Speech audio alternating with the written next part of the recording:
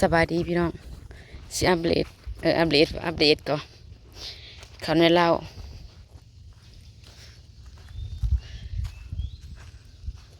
มันไปหาหมาเขาเลยนะ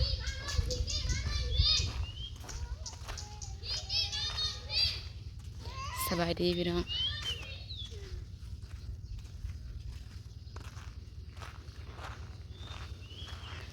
รวยบ่เฮ้ยตาสิรอดอยู่บ่เขาได้เล่านี่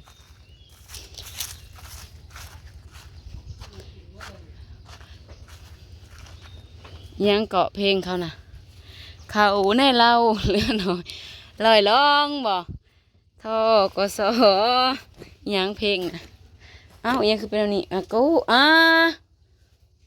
ยังนี่นะ2 4 8 10เอาเขารวมหมด13 สอบเดือนหนึ่งกินอยู่6 สอบกระปูกกระปีกนำแมนไปซีเฮ้ยเขาปลูกบ่นี่นะปลูกบ่ซองบ่มาใช้ข้าวกินนี่แหละเด้นี่เขาปลูกตัวนี้เอาตัวมันหยะนะไปซีก่อนไปเสียลงจากสอบ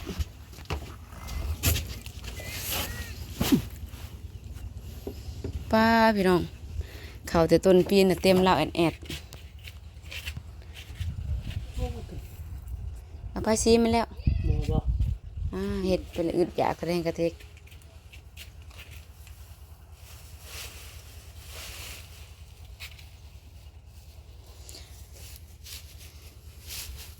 สีนี่เนี่ยของยายพี่น้องสีผสมกันหนักสวยลายกินแต่ขาวห้าวดอกคันกินขาวเราน้ำบดเติงเลยขาวเรานะนูขึ้นได้แล้วนี่เนาะรอดมาโลดรอดก็ยังรอดไปก็ยังได้มือ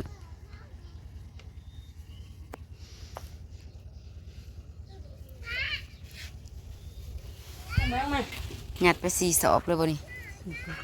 จะเอายังมาใส่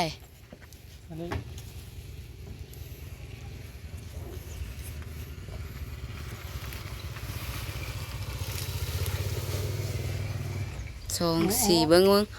6 8 9 สอบ9 สอบ10 สอบโอ้ตายยัง9 สอบ10 สอบพี่น้องยังอีกบักหลายเดือนอยากจะกลุ่มกินหรือบ่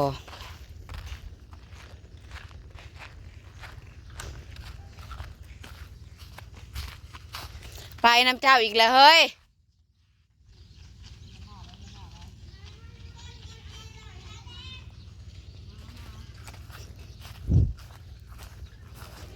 เอามันก็หายซัก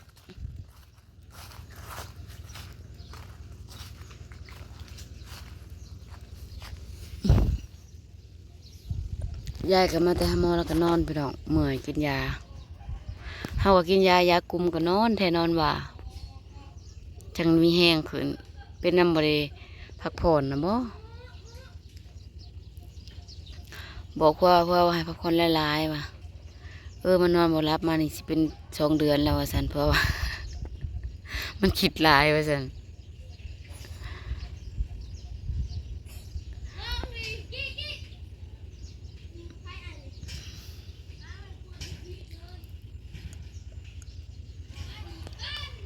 มื้ออื่นเป็นวันสิ้นดับพี่น้อง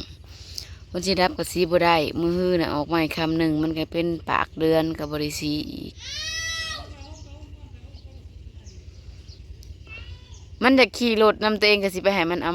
มันมา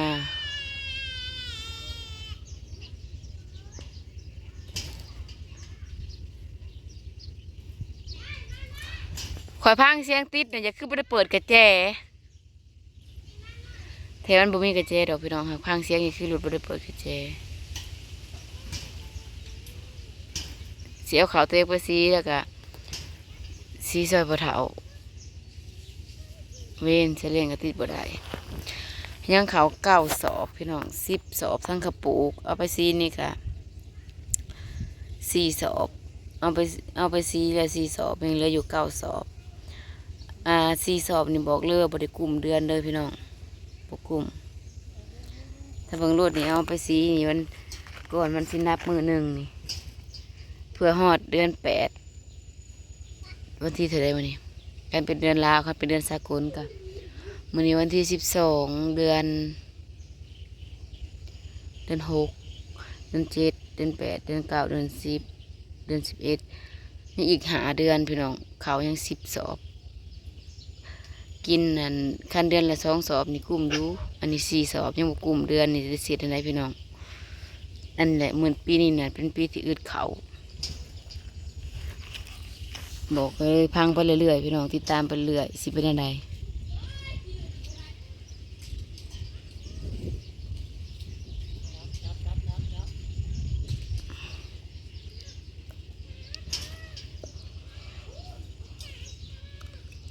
มันหอดบนนอนเว้นเลยอีกนิดหน่อยนะน้ำมันเบิดบ่สลิงตะเคียวแก่เขาเฮานะครับบ่เป็น อย่าว่าได้ก็ว่าเด้อเรื่องอื่นในเบิดครับสลิงนี่ขับบ่เป็นมันครึ่งโพดพี่น้องเอ้ยสำคับรถจักรกับแพงไปขับสลิงอีกป้าโตเมื่อยบ่ลูกกะเมื่อยบ่พอสร้างมันอีอันนี้นี่ตีเสด็งบ่ได้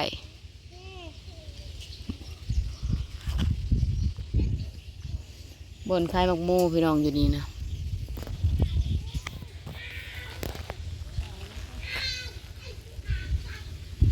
บรรยากาศลมพัดเย็นดีต้นติ้วอันนี้ก็มันนี่ก็ต้นอันนี้พี่น้องยังเอ้ยมีเงี้ยมึงดูไฟสายป้าโซน้ำมันเบิดปานนั่นผู้จนไฟสายเงี้ยงเบิ่งเอารถจักรมาแกะเธอละสอบฉะนั้นและสลิงตายค่ะน้ำมันเกือบเบิดหรือว่าน้ำมันหน่อยแล้วมันติดบ่ได้บ่เฮ้ย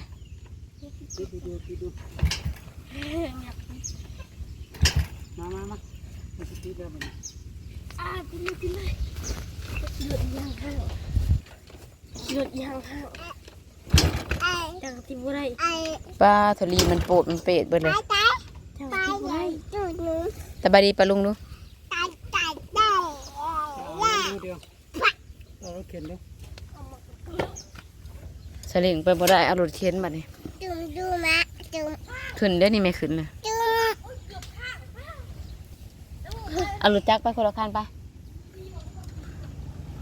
พูดแล้วทั้งหน้าทั้งหลังมันก็ได้แหละไม่มีไปเอามารถจักรนะไปมึงตายป้าพูดละคันบ่มึงมาน้อย ตายแล้วพี่น้องเอ้ยเขาสิกินไปค่านมเหนียวแล้วคือมั่งล้างค่าแล้วนุ่นมันเห็ดใหม่เด้อขายดีบ่มีโหลดเผือกสะเขียวโกโก้โอนตอกโอนติน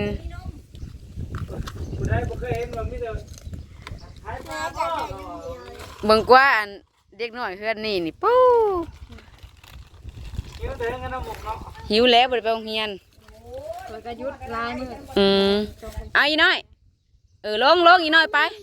บ่ต้องเปลี่ยนเอาคือน้องจนมันหยาดมึงอีกมีโอวัลตินน้ำไหนเอาโอวัลตินบ่นมเหนียวบ่ใส่หวานบ่ใส่หวานให้มันเด้อบ่ได้แล้วซื้อไผซื้อมันแล้วเฮ้ยบ้านได้แล้วมาขายมาทามึงดูแบบพี่น้องดูบ่บ่แม่นบ้านเฮาได้อันนี้ได้ไม่ค่านมเหนียวอันนี้กะผู้ขึ้นไปปลุ๊กแม่ตั้งแต่ชุนเจ้ากายไปผู้แม่ไปส่งเขาดำนาเขาเอาอยู่ใส่ดำแหละ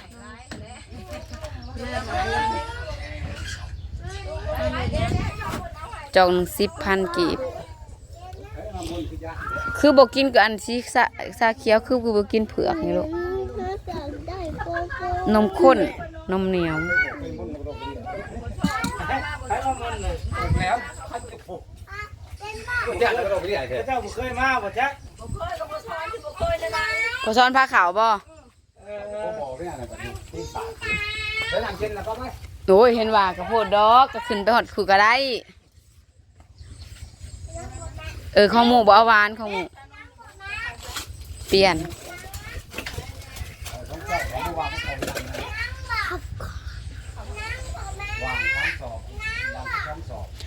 โอ้ยหิมมาสั่งให้มันแล้วอีหมดนะมันลีลาไข่เขียวอยู่นะ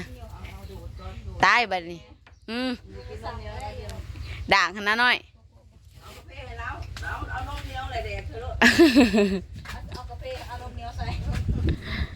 พอเราเด็กเสลดบ่ ใส่ยูนม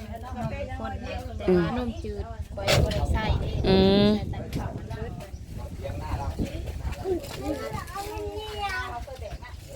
เอาเว้นบัดนี้มาจ่ายเดียวของมึงเด้อของกู2 จอกเอายางสั่งได้ไหม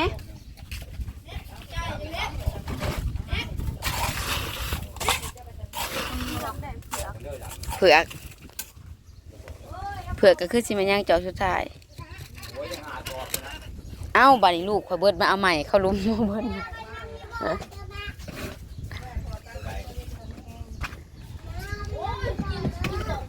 กระเพาะให้พ่อวันนี้เผือกอะไรเป็นตาแซ่บ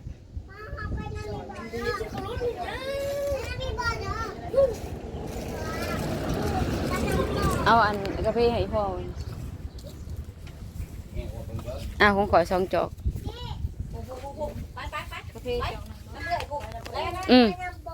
ไปน้ำเอื่อยพี่คืนไปกินนมปนโนเห็นยังแนมเบิ่งแนมปนโนเห็นยังเอานะแม่เอานะแม่ไว้ อีเสืออันนี้หมูให้น้องกินน้ำเลยของอีเสือเบิดเลยบ่ไปจ่ายนมเหนียวให้กูจอก1จังว่าสบายดี จ่าย กาแฟอีพอไปเอา หาเงินคือตัวใส่เนี่ยเอาดูรู้ขายไว้ยังอยากพดใส่ละหาเงินแบบนี้ยังง้อมเลย เอาไปให้ป้าอ่ะ โอ้รับกระยาไม่ยอมเข่าแล้วก็มือเลย ยอดเขาได้เงิน เอามาให้ป้ายังไปให้แม่ค้าผู้ ชอบมันกินเป็นรอบเลย ยังของไอเดียของอีพอนี่เอาไปค่ะนมเหนียวเอื่อยมึงน่ะ คอยกี่คือบดไว้แต่กูยังไม่ได้ ตาดูของลูกกูเบิดละสุ กูยังไม่ได้อยู่ชักหักกระจังมัน เขียนอะไรลูกค้าต้องเขียนอะไร